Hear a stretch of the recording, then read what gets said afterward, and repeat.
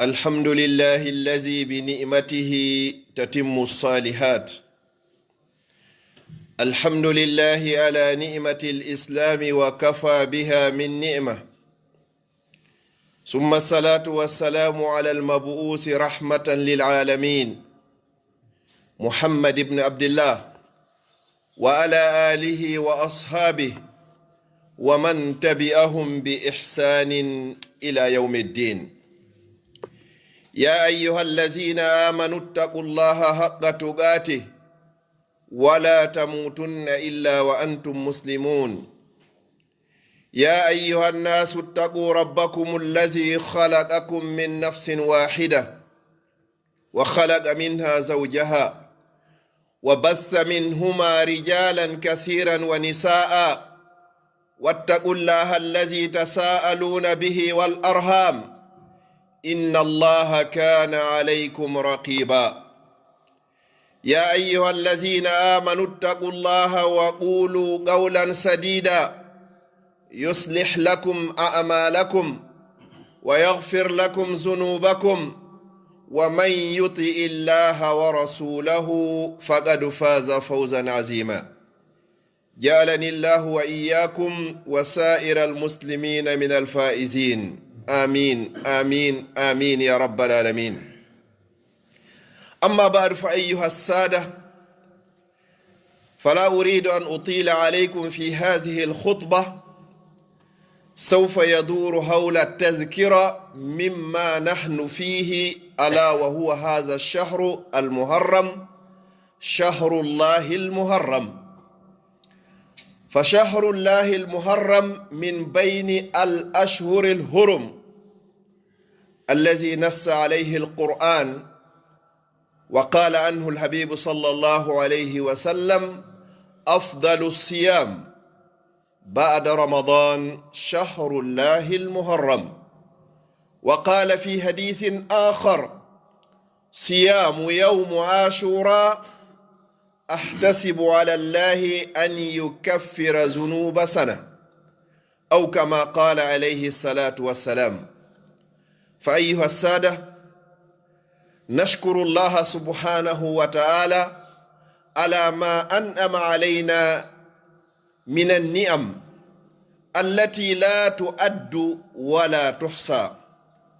فسبحان الحي القيوم الذي كتب على الخلائق الفناء وهو لا يموت. فكم من الإخوة الذين عاشوا وصاموا معنا السنة الماضية يوم عاشوراء، وهم الآن تحت التراب، فقد لقوا أو تلقوا أجلهم. ونحن أيضا اليوم في يوم عاشوراء لعام 1445 من حجرة المصطفى صلوات الله وسلامه عليه. لا أدري وأنت أيضا لا تدري، لا أحد يعلم هل سنبقى على قيد الحياة إلى السنة المقبلة، فهذا بيد الله. ولهذا قال العلماء: المحظوظون ثلاثة: الذين عندهم حظ في هذه الدنيا وعندهم حظ أيضا في الآخرة، هم ثلاثة. اسمع هؤلاء: إن كنت فيهم فاحمد الله واشكره ودم الأعمال الصالحة، وإن لم تكن من بين هؤلاء الثلاثة فعليك أن تحاسب نفسك حتى تكون من بين هؤلاء الثلاثة المحظوظون حظا وافرا في هذه الدنيا وبعد الممات. أولا من هؤلاء من ترك الدنيا قبل أن يتركه، فهو محظوظ. اترك الدنيا قبل أن تتركك الدنيا، لأنه لابد إما أن تتركه أو يتركك، فأحد الأمرين. والمحظوظ الثاني أيها السادة من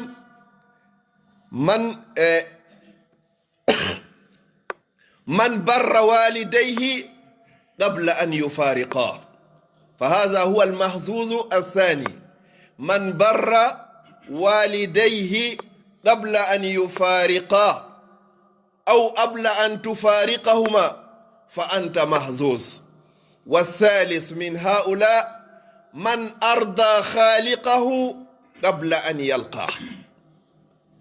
من مشى على هؤلاء الثلاثة فهو محظوظ ومحاسب بإذن الله سبحانه وتعالى حسابا يسيرا يوم القيامة، يوم لا ينفع فيه المال ولا البنون إلا من أتى الله بقلب سليم. اللهم اجعلنا منهم يا رب العالمين.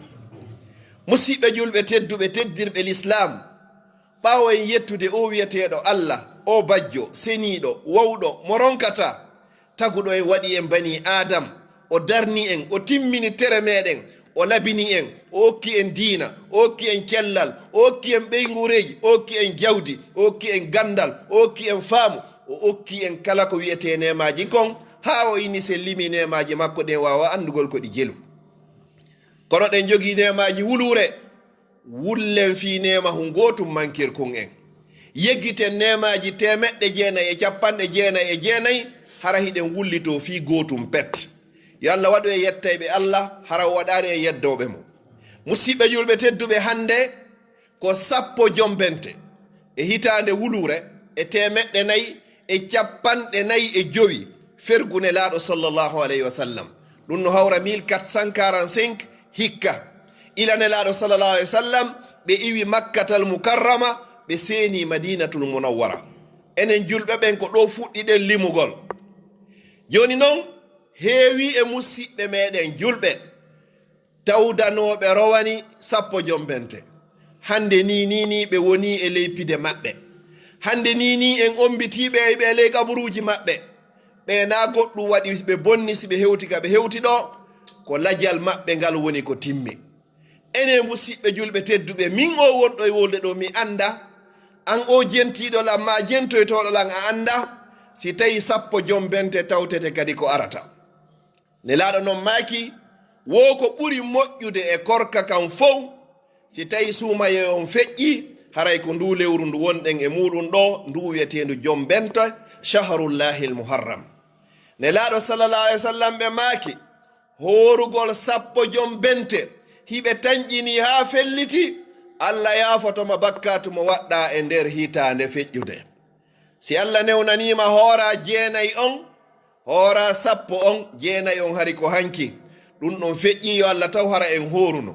ɓe hoorari ɓen kadi laawaki, yo ɓe wakkilo ɓe hoora hande kay no woopi wonande enen wonirɓe occident gaɓen.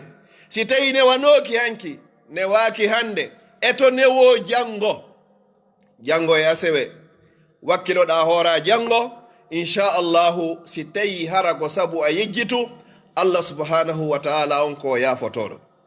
ko ɗum si karamo ko ɓen ɓe wi wo yimɓe toniɓe ɓen, yimɓe gañiɓe ɓen, yimɓe malaɓe ɓen, malaɓe aduna ɗo, maloye kadi laakara, wo ko yimɓe 3. ko lutti kon fop haray ko haabu o hasiru, haray ɓe perdi. kala ko ɓe woni e hoore muɗum haray ko e hoore perdi. sina ɓe wonɓe e hoore ɗi piiji 3 wonɗi e arde ɗo. si tawi hiɗa e nder majji, yettu Allah subhanahu wa ta'ala, duumoɗa wonugol e majji. si tawi a ala e majji, toro Allah subhanahu wa ta'ala on yo arsike o newnanama wonugol e ɗiɗo ko adi lawade. ko hombo woni arano, wo ko man taraka duniya qabla an tatruka, ko kala on ruuɗiɗo terti aduna, ko adi aduna accitudema. ɓay pelleton aduna on ko imma a accitimo ma aduna on accitima, kono pellet goɗɗum e mum waɗay.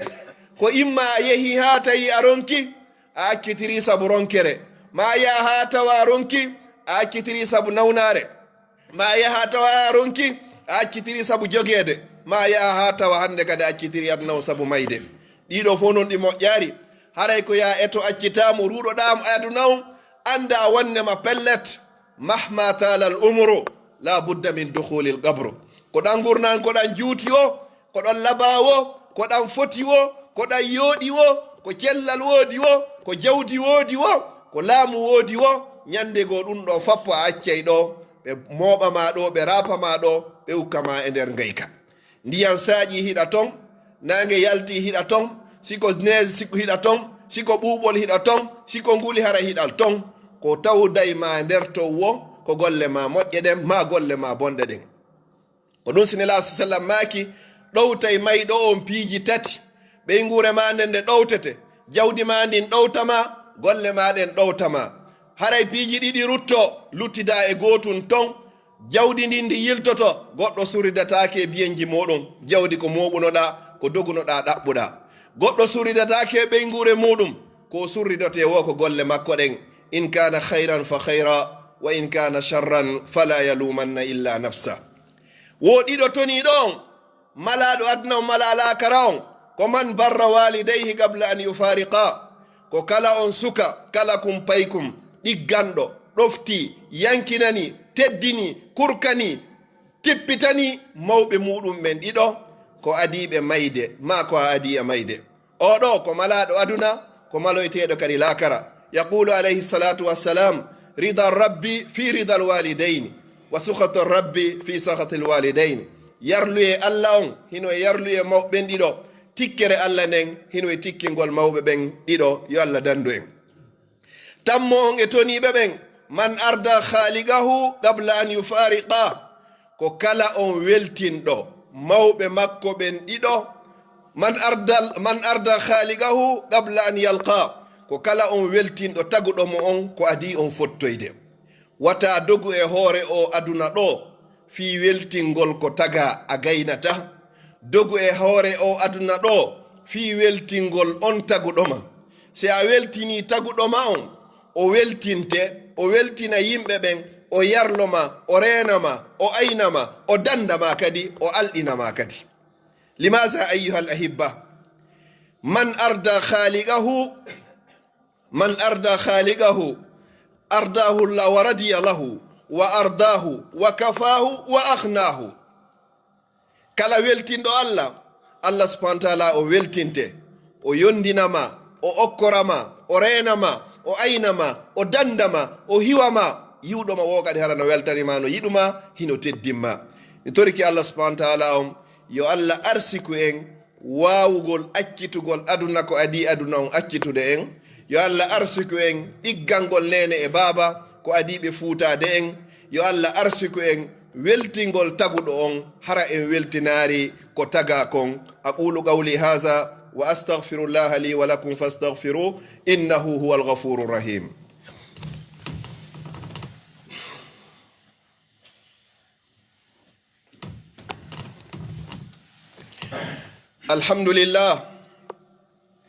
alhamdulillahi allazi bi ni'matihi tatimmu as-salihat alhamdulillahi hamdan kathiran tayyiban mubarakan fi alhamdulillahi ala ni'mati al-islam wa kafa biha min ni'ma thumma as-salatu was-salamu ala al-mab'uth rahmatan lil alamin muhammad ibn abdullah wa ala alihi wa ashabihi ومن تبعهم بإحسان إلى يوم أن يقول كل نفس نفسي نفسي أما بعد فأيها السادة يقول شيخ الإسلام ابن القيم رحمه الله تعالى رحمة واسعة وأسكنه فسيح جنتي لا تحمل هم الدنيا فإنها لله ولا تحمل هم الرزق فإنه من الله ولا تحمل هم المستقبل فإنه بيد الله فعليك أن تحمل هما واحدا فقط كيف ترضي الله لأنك لو أرضيت الله رضي عنك وأرداك وكفاك وأغناك musidɓe julɓe tedduɓe ɓaawo yettude Allah laawol ɗiɗaɓol ka khutba meɗen ɗo en weltanike o Allah subhanahu wa taala arsikuɗo en hande kadi tawede nde jumare ɗo ñande 10 jombente 1445 hijri hande ko ñalande mawnude jeyaɗe ñalaɗe ɓurɗe mawnude nden go'o ko ñalande juma ko nde ɓuri moƴƴude e ñalɗi ɗi Allah tagi ɗin foppo e nder yontere nden ɗiɗi dargal ngal darotako sina e ñalande juma. Tati ko e nde ñalande juma baba men adama taga o naata aljanna o yaltina kadi ka aljanna. Nde dargal ngal no darowo kadi ko e nder ñalande juma. Ko e nde ñalande juma tawata sa'i hun gotunno e makko, leere no e makko, kala hawrondirɗo e makko o tori Allah e makko, Allah subhanahu wa ta'ala on jaabinaymo.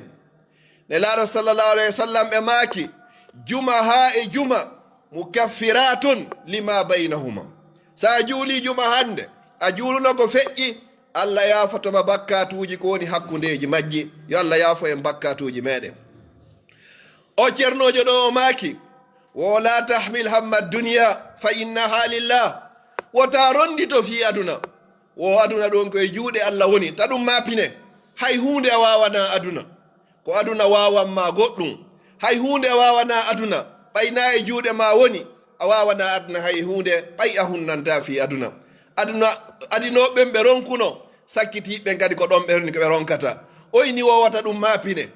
O inni kadi wala tahmil hamma risik fa innahu min Allah. Wowata mapine kadi sa wuuray, sa ñamay, sa yaray, sa ñawdoto, sa holtay, si a hoɗay, wowata ɗum mapine. Wo ɗum koye juuɗe Allah subhanahu wa ta'ala on woni.